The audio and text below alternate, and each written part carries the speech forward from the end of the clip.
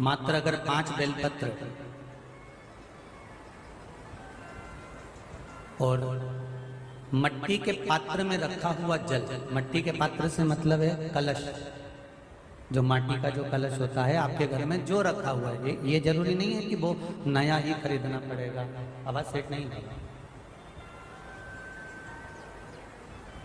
ये जरूरी नहीं है कि वो आपको नया ही कलश खरीदना है, नया ही आपको लेकर आना है, या नया ही आपको लेकर आओ।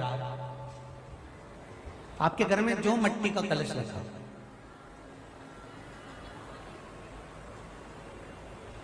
जो माटी का कलश आपके घर में रखा हुआ, 5 बेलपत्र, मट्टी के कलश में जो जल भरा हुआ हो, वो जल तांबे के पात्र में डालकर शिव जी पे 5 बेलपत्र अशोक सुंदरी वाली जगह पर जो आप लेकर आए हो, 5 बेलपत्र वो अशोक सुंदरी वाली जगह पर समर्पित कर मट्टी के पात्र का जो जल है वो जल बैसाख के महीने में किसी भी दिन, चाहे आप सोमवार को कर लो, प्रदोष को कर लो, चाहे आप शिवरात्रि पे कर लो बैसाख महीने की, तो आप अगर उस मट्टी के कलश का जल या पात्र का जल शंकर भगवान को 5 बेलपत्री अशोक सुंदरी वाली जगह पर समर्पित कर जल अगर चढ़ा देते हैं, तो महाराज ये उदर से जो जुड़ी हुई परेशानियां जो मनुष्य को झेलना पड़ती है, चाहे भोजन नहीं पच रहा हो, चाहे उदर में पत्थरी हो रही हो, या कोई अनेक परेशानियां जो उदर से जुड़ी हुई होती है, बैसाख के महीने में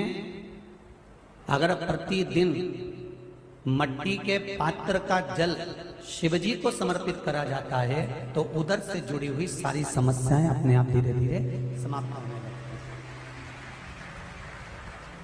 उदर से जुड़े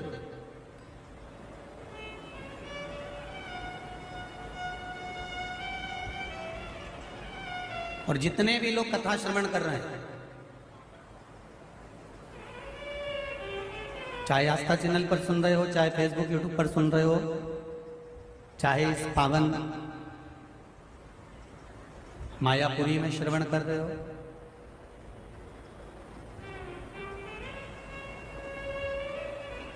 बैसाख के महीने में बेलपत्री की जड़ के नीचे, बेलपत्री के वृक्ष के नीचे 1 लोटा पानी चढ़ाने का नियम बनाओ। रोज नहीं चढ़ा सकते, सोमवार की सोमवार चढ़ाओ। सोमवार को नहीं चढ़ा सकते तो प्रदोष के दिन चढ़ा लो। प्रदोष को नहीं चढ़ा सकते तो जो बैसाख के महीने में शिवरात्रि आएगी, आप उस दिन भगवान शंकर को बेलपत्री के वृक्ष के नीचे जल चढ़ा लो। क्या होगा उससे? शिव महापुराण की कथा कहती है, बैसाख के महीने में तुलसी की अर्चना और बैसाख के महीने में बेलपत्री की अर्चना, ये दोनों अर्चना करने से, पूजन करने से, जल समर्पित करने से घर में कभी संपदा की कमी नहीं होती, वहां वैभव बढ़ता।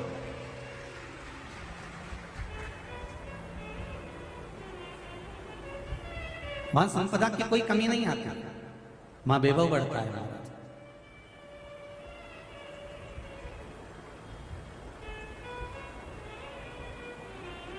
प्रयास करो आप कि बैसाख का महीना आए और हम लोग भगवान शंकर का आराधना करें, भगवान शिव की भक्ति करें, और वो भक्ति में केवल विश्वास हो, दिखावा नहीं।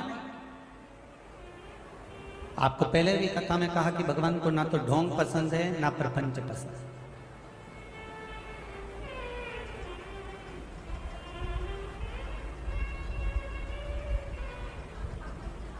शिव जी के मंदिर में ना पट होता है, पट मतलब दरवाजा, जय श्री राम। ना कपट होता है, शिव जी को आता ही नहीं है, और ना शिव जी को झंझट होता है। ना पट है, ना कपट है, और ना झंझट है। शिव को यह प्रिय है ही नहीं।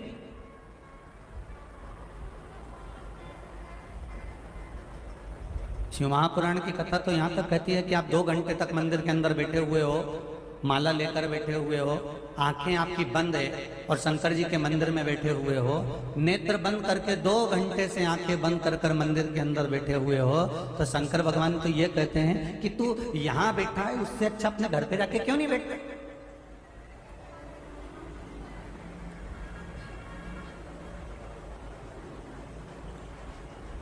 पहले भी कथा में कहा, राम मंदिर में बैठने की जगह होती है, कृष्ण मंदिर में बैठने की जगह होती है, देवी जी के मंदिर में बैठने की जगह होती है, सारे देवी देवताओं के मंदिर में बैठने की जगह होगी, पर शिव जी का जहां गर्भगृह होता है उसके अंदर बैठने की जगह नहीं होती है, क्योंकि लोग इतना पानी ढोल कर जाते हैं कि साड़ी में ऊंची कर कर धीरे से जल चढ़ाना पड़ता है।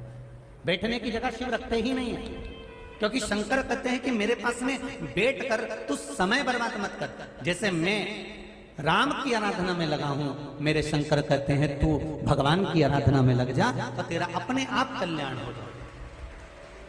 कर्म करो, खूब करो।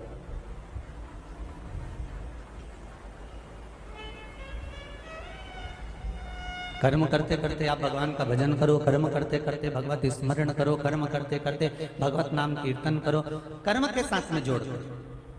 भगवान ये भी नहीं कह रहा कि तुम काम छोड़ दो, दुकान धंधा पानी छोड़ दो, नौकरी सर्विस छोड़ दो और मेरे मंदिर में आकर बैठ जाए। राजा भर्तरी, जिनके यहाँ पितृदोष होता है, काल सर्प दोष होता है, वास्तु दोष होता है, उनको ज्यादा कुछ नहीं करना होना। महाराज एक बेल का फल लीजिए, उसके अंदर का जो गुर्दा होता है, अंदर का जो भाग होता है, उसको निकाल लीजिए और उस बेल के फल में आटा सेक कर उसमें शक्कर मिलाकर उसको उसके अंदर भर लीजिए।